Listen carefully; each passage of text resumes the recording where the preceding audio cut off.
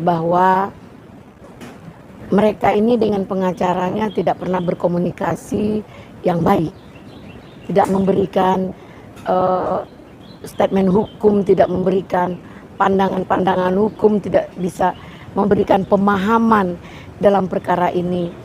Jadi seolah-olah mereka ini tidak punya pengacara gitu. Tidak terima dengan penangkapan orang tersangka oleh penyidik dan akhirnya menyebutkan peradilan. Dalam hal ini makin hari kita masih makin bisa melihat ya bahwa mereka ini dengan pengacaranya tidak pernah berkomunikasi yang baik, tidak memberikan statement hukum, tidak memberikan pandangan-pandangan hukum, tidak bisa memberikan pemahaman dalam perkara ini. Jadi seolah-olah mereka ini tidak punya pengacara gitu. Seharusnya pengacaranya memberikan pemahaman seperti ini sudah tertuang dalam KUHP. Nggak ngerti kita lihat, kita baca, kan ada Google, ada AI. Terus dipahami, dikolaborasikan dengan situasi, keadaan, dan semuanya. Nah, dan juga bagaimana ketika seorang penegak hukum, APH ya, aparat penegak hukum, melakukan cara-cara melanggar hukum, itu nggak mungkin. Nah, apalagi ini perkara yang selalu digiring dengan opini publik. Nah, tentu aparat ekstra hati-hati. Saya mempertanyakan apakah benar seperti yang disampaikan Roy Suryo, kalau ingin menonton, kalau ingin tahu bagaimana cara penangkapan saya, silakan tonton 30 SPKI. Itu kan keterlaluan. Ini pembohongan publik menggiring opini sebagai provokator. Jadi agar orang kasihan dengan dia, kemudian orang simpatik dengan dia, oh dia adalah orang yang terzolimi, harus ada perhatian. Padahal yang dilakukannya ini murni perbuatan hukum yang dilakukan pribadi sendiri gitu. Untuk kepentingan pribadi dia, agar dia dianggap sebagai ahli, agar dia diakui sebagai seorang ahli gitu. Padahal nggak ada apa-apanya gitu. Nah, setelah kita pelajari perkara ini, dia melakukan hari ini dia melakukan Prapit. Ada hikmahnya.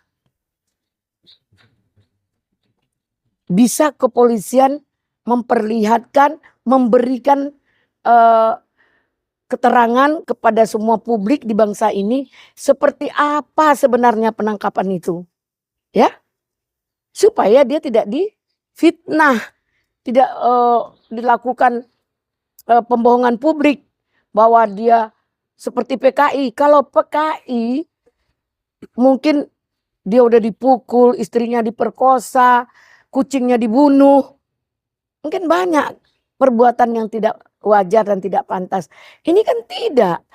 Kita lihat di videonya, yaitu kenapa saya ingin tahu perkara ini. Benar nggak polisi seperti itu? Wajar dong. Saya mempertanyakan. Saya tidak musuh sama Roy Suryo karena berbeda pendapat saja. Nah, tentu kalau memang Roy Suryo diperlakukan polisi seperti itu, tentu kita juga nggak suka dengan pihak kepolisian. Kenapa arogansi sampai melebihi batas kemanusiaan?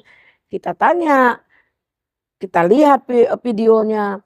Ternyata video itu dia datang dengan security. Kemudian entah itu RT, entah itu RW, kemudian diketok, dipanggil, keluar istrinya dari kamar lain. Kemudian dipanggil dia dari kamar yang lain. Terus dibacakanlah surat tugas penangkapan itu. Kemudian dia dibawa nggak ada penyiksaan, nggak ada pemukulan, nggak ada kekerasan. Kalau jemput paksa ya memang begitu. Kalau dia tengaling-aling sibuk alasan-alasan tentu orang juga nggak suka. Makanya namanya jemput paksa karena nanti dia tidak akui. Kemarin P21 dia tidak akui, ya kan? Terus tentu dia tidak akan mengakui juga bahwa proses ini sudah memenuhi dasar-dasar KUHP, dasar-dasar hukum beracara yang tertuang di dalam KUHP itu sendiri gitu. Namun dalam proses itu tuh apakah ini memang beda ya kalau sidang itu tidak ada sangkut pautnya dengan rapidnya seorang Rosario sendiri ya? Tidak ada sangkut paut atau gimana? Enggak ada. Jadi gini, Rosario ini sekali pembohong dan juga agak cerdik, licik. Kalau nggak mungkin dia menjadi curi panci gitu kan. Jadi dia tuh rapid tentang apa? Tentang cara penangkapan. Syukur-syukur mereka ada video. Jadi kalau nanti dia bohong kan ada pidana lagi. Jadi menang kalahnya dia diperapit tidak mengganggu dengan pokok perkara sidang yang di Jakarta Timur, yang sudah dikondisikan di Jakarta Timur. Di mana sudah diumumkan oleh KPN-nya bahwa sidang Jakarta Timur sudah dilimpahkan perkara Tifa, sidangnya jam 9 hari Kamis tanggal 2. Karena Roy Suryo melakukan prapit, tentu ditunggu sampai prapitnya selesai. Ini kan bergulir, bisa Senin mulai, Selasa, Rabu, Kamis, Jumat putus, mungkin Jumat sore atau Sabtu dia juga udah bisa ditahan atau maksudnya udah bisa dia hadir di persidangan berikutnya gitu. Betul, dengan proses sudah berjalan, apalagi kan penangkapan dikabulkan dan proses persidangan nanti akan ada pembuktian fakta ya kan bersalah atau tidak atau asli atau palsu. Dengan proses ini Ibu Brinda sendiri melihat apa sih karena kali masih proses pengaruh ya juga dengan statement yang dia dengan nanti hakim jaksa itu melihat sudah dari itu. Jadi saya lanjutkan dengan prapit ini. Prapit ini tidak mempengaruhi hukum pidana perkara pokok pidana pokok perkaranya. Kenapa? Kecuali dia kemarin melakukan prapit yaitu tentang 99,9% itu ijazah palsu. Kalau prapit itu kalah dan menang dia, itu membuat putusan dia bisa dibebaskan. Kenapa dia tidak lakukan? Berarti tidak mampu memberikan menunjukkan bukti dan fakta kepalsuan ijazah menurut rekayasa yang dilakukannya gitu.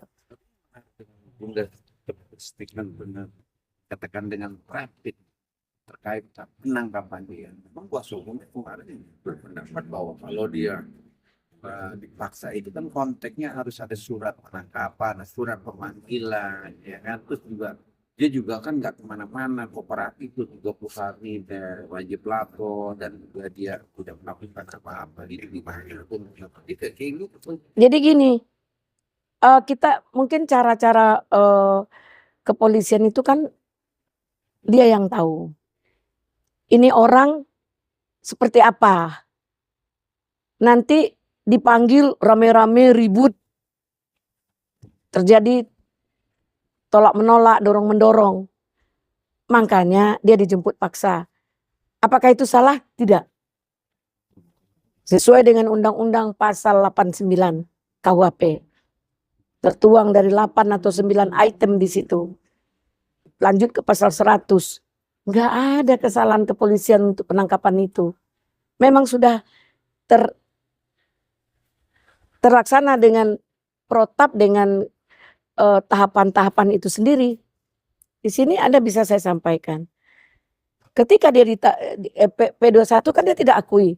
Nanti ditahan ribut.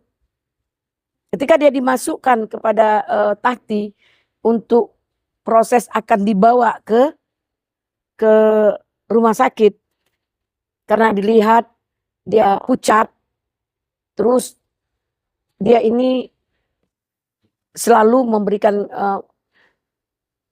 konsumsi publik seperti adu domba gitu, nanti nyalahin pihak kepolisian, mending dibuatlah akuratnya untuk datang ke kepolisian, ke rumah sakit. Mereka seuzon lagi. Ini mau giring-giring kita, nih mau pamer pakai baju kuning. Sampai di rumah sakit ternyata benar dia itu sakit. Gulanya tinggi, tensinya tinggi, ada yang GERD, ada segala macam, ada yang diimpus. Bahkan saking curiganya ketika dia dikasih obat, ya, dia bilang gulanya 200 nggak mungkin. Gula saya 400 belum insulin. Pasti itu di atas 500. Nah, katanya saya suntik insulin sendiri, saya makan obat oral sendiri. Dia nggak mau makan obat rumah sakit. Itu keterangan dia, karena dia mencurigai. Tapi setelah dia mau dipindahkan ke tahti lagi, sebelum ditransitkan ke tahti, sebelum dia diserahkan tahap 2-nya, ribut lagi, dia nggak mau ke tahti, nggak mau.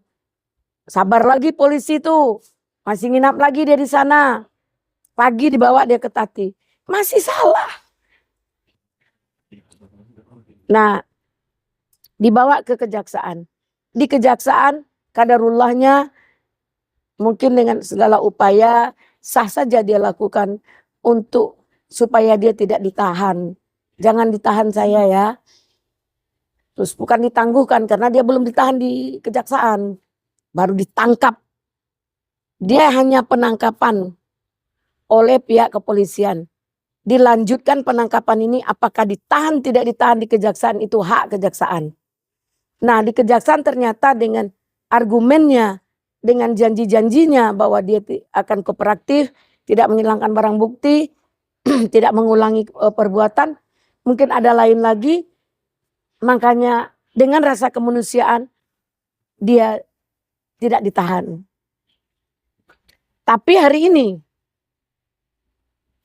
yang tadinya dia seperti orang mau mati, pakai dorong kursi roda, kemudian pucat mukanya. Hari ini statement lagi dari TV ke TV.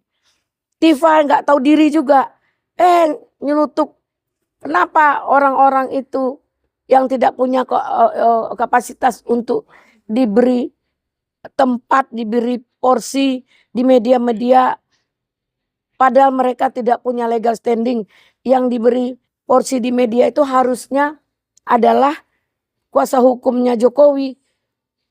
Kan mereka kan kurang ajar lagi nih kan, nuding orang. Sementara seharusnya yang tidak di media itu,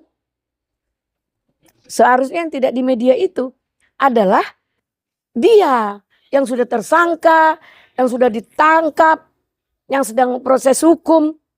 Harusnya mereka tidak boleh podcast lagi, nyerang-nyerang pribadi orang gitu. Apalagi Roy Suryo. Nenek lampir, bawa wayang-wayang, Andi Aswan, semua orang disebut namanya. Lida Neti, nenek lampir. Aduh, ini nggak ada jerahnya. Tentu kita tadinya nggak ada urusan dengan dia. Saya secara pribadi nggak pernah bermusuhan dengan Roy Suryo maupun Tifa, kenal pun tidak. Terus kenapa saya harus membenci mereka?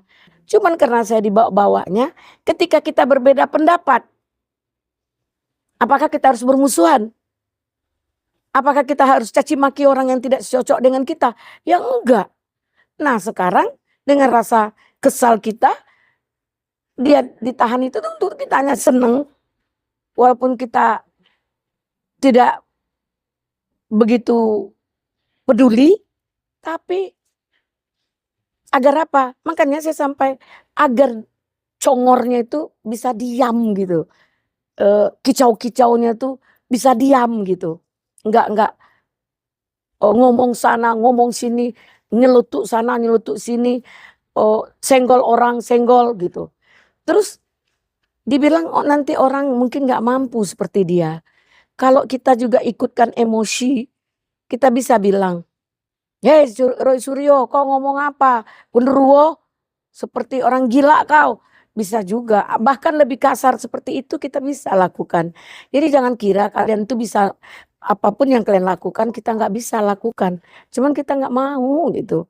Tapi jangan ketika kita nggak peduli dengan omongan kalian, kalian melampaui batas seenaknya aja, menyenggol-nyenggol, ya.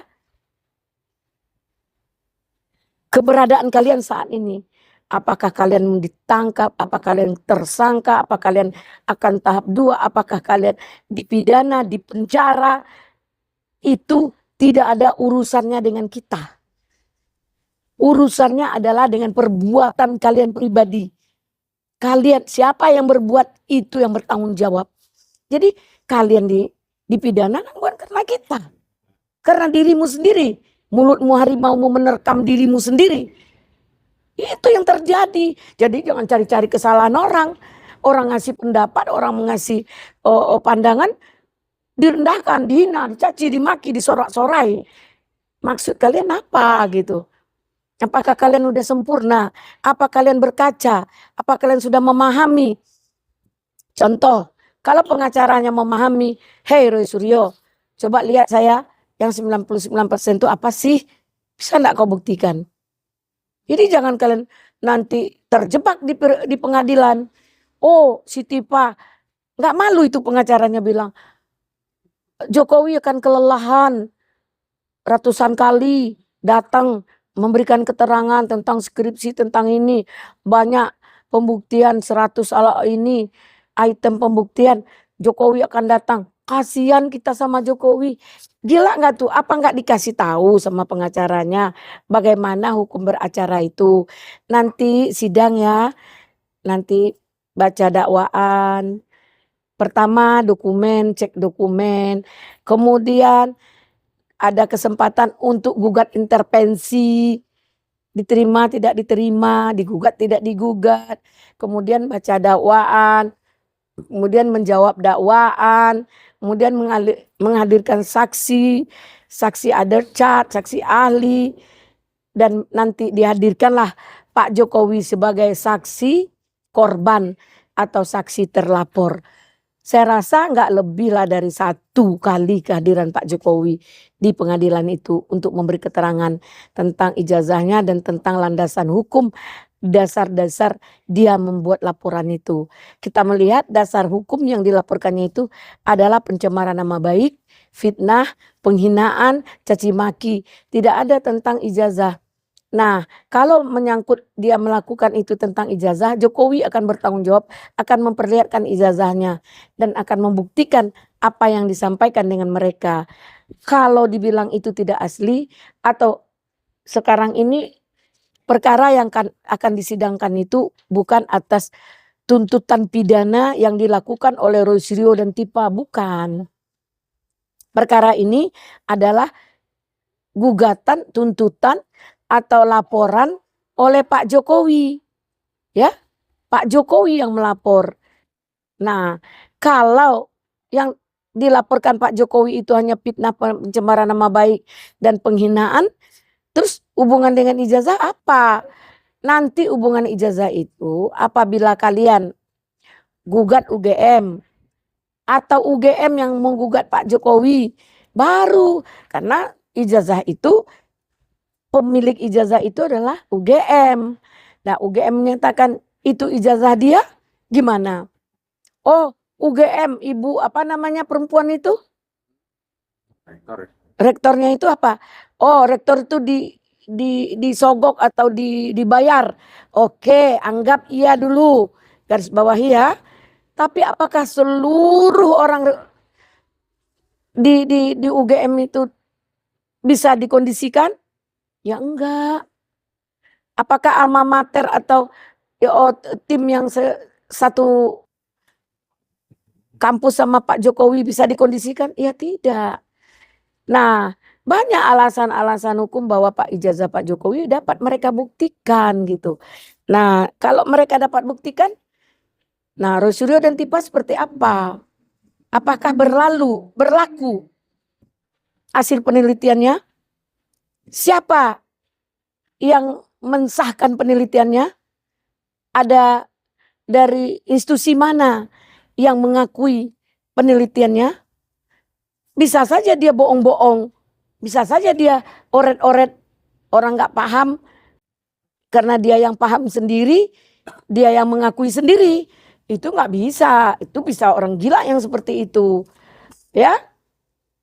Nah, penelitian dia itu ada nggak setingkat kampus, setingkat profesor mengakui bahwa penelitiannya itu sudah benar, sudah sah, atau dinilai, oh ini penelitiannya akurat, ini penelitiannya yang sudah diteliti dengan alat kalibrasi yang bersertifikasi, udah sah, atau penelitiannya 30%, 10%. Ini kan nggak ada. Dia saja yang sendiri menyampaikan 99,9%. Nah silahkan, semoga kebenaran itu akan terlihat ya. Untuk tutup closing. Jadi Bunda melihat dan mensoroti perkara kasus yang akan disidangkan oleh PN Jakarta Timur, poin penangkapan yang akan diajukan Prapit, namun pihak dari kuasa hukum bilang penangkapan dia itu hadiah untuk ulang tahun Pak Jokowi. Itu kan fitnah lagi. Nah, kok pengacaranya terbawa dengan arus ya, melebihi dari kliennya. Pengacaranya ini juga menanamkan ujaran kebencian. Ya, Refli Harun hilang profesionalitasnya. Dia rendahkan orang, dia caci maki orang. Kan akhirnya terbayar. Saya baru tahu di TV itu anak Refli Harun seperti itu. Dia menghina-hina Gibran. Ternyata makanya kita jangan rendahkan orang. Jangan hina orang. Semua akan berbalik kepada diri kita sendiri. Cerminkanlah apa yang terbaik buat kita. Baik pun kita belum tahu baik. Ya. Baik pun kita belum tahu orang suka. Apalagi kita mencaci maki orang, merendahkan orang. Siapa kamu jika kita merendahkan orang, jika kita buka aib orang, pasti itu akan terjadi berbalas hukum karma. Kalau Allah membuka aib kalian, mungkin kalian tidak sanggup lihat dunia ini. Jadi nggak boleh begitu. Proses hukum itu berjalan dengan sebagaimana mestinya. Ikutilah, pertanggungjawabkan apa yang kau omongkan, apa yang analisa kau. Kau tanggung jawabkanlah di pengadilan, di persidangan. Ya, kalau sudah ada unsur hukum seperti ini, kita bilang ya 1000% kau ditahan. Ini analisa hukum saya. Mau setahun, mau 10 tahun kau ditahan. Jadi jangan bangga dulu. Mengharapkan diponering, enggak mungkin. Ini hukum pidana biasa. Kecuali luar biasa. Masa kau sudah mengunderestimasikan orang, memberikan clue-clue bahwa kau adalah segalanya, terus merasa sudah menang, tertawa, Termul, kalian kalah, kami menang. Menang apa? Ya Allah, menang apa kamu? Kamu kan masih sidang. Ya, dengan kamu bisa diberi kesempatan karena sakit, rasa kemanusiaan. Kami minta lah ya, kalau memang kamu masih mengacau-mengacau, masih ribut-ribut di media ke media, ya. Kemarin kau hina-hina Jokowi, sekarang kami yang kau hina-hina. Daripada kami balas, kami cari rumah kau nanti. Ribut kami di rumah kau tuh nanti. Kau bilang saya nenek lampir ya. Saya juga punya orang, punya keluarga besar. Akan datangi rumahmu. Kau buktikan seperti apa saya nenek lampirnya. Ya. Minta juga ini dia ditahan, diamankan ya. Agar kita kondusif dalam menjalani persidangan. Kalau orang-orang liar dan tukang adu domba seperti ini, kenapa dibiarkan berkeliaran? Ini sudah manusia-manusia liar ini. Buat statement kepada orang lain. kita disenggol-senggol, nggak suka dengan kita, ya nggak usah, jangan senggol kita. Nanti kita senggol, kita diremehkan. Jadi merasa kalian itu adalah benar. Dan pengacaranya yang keluar-keluar itu tidak ada punya malu, urat malunya nggak ada. Nggak memberikan edukasi yang tepat untuk kliennya. Kasih tahu dong kliennya. Ini perapit nggak penting. Itu makanya Tifa. Mungkin kliennya ada memberitahu. Pengacaranya beritahu ini nggak penting. Nah, klien Tifa tuh harus ngasih tahu bahwa harus Pak Jokowi itu bukan harus datang 500 kali, 300 kali, enggak. Di dalam hukum acara pidana itu cuma 1 kali saksi korban, tidak lebih dari itu. Kalaupun lebih paling ada istimewa lah 2 kali. Tapi kecil kemungkinan untuk 2 kali. Sekali. Dan Pak Jokowi harus datang. Nggak mungkin nggak datang. Kalau nggak datang Pak Jokowi gugur laporannya. Mereka dibebaskan demi hukum. Karena dia adalah pelapor. Karena yang dilakukan ini adalah delik aduan. Murni. Pidana murni terhadap pribadi Pak Jokowi. Jangan bawa-bawa politik-politik. Jangan kacau-kacaukan negara. Jangan adu domba bangsa ini dengan kepentingan pribadi kalian yang tidak dapat kalian pertanggungjawabkan. Ini buat kita tidak senang gitu. Tadinya kita kasihan. Dia nangis. Makasih istriku. Makasih Tuhan. Anak soleh. Masya Allah. Silaturahmimu tidak baik. Mungkin surga jauh dari dirimu. Ya. Makanya diturunkan oleh Allah. Hablum minanas. Baru hablum minallah. Hubungan sesama manusia kalian tuh diperbaiki. Jangan merendah-rendahkan orang. Jangan mencaci maki orang. Ya. Oh ditawar. Maukah kalian RJ? Enggak mau kami. Itu adalah syarat dalam KUHP baru. Setiap institusi itu menawarkan RJ. Polisi menawarkan RJ. Jaksa menawarkan RJ. Nanti di pengadilan juga ada peluang. Apakah ada yang ingin melakukan RJ? Enggak ada. Itulah tahapan terakhir nanti di pengadilan. Jadi RJ itu bukan merasa orang takut. Ya. Dan perkara ini harus berjalan untuk kepastian hukum Pak Jokowi. Ijazah itu benar ada apa tidak. Pak Jokowi itu dihina, dicaci, dimaki apa tidak. Benar enggak Undang-Undang ITE 3235 itu terjadi. Benar enggak 310, 311 itu ada. Jadi jangan minta dipenering. Jangan minta di perkara ini dihentikan. Digoibkan. Enggak bisa. Kalian bukan orang yang kebal hukum. Terima kasih.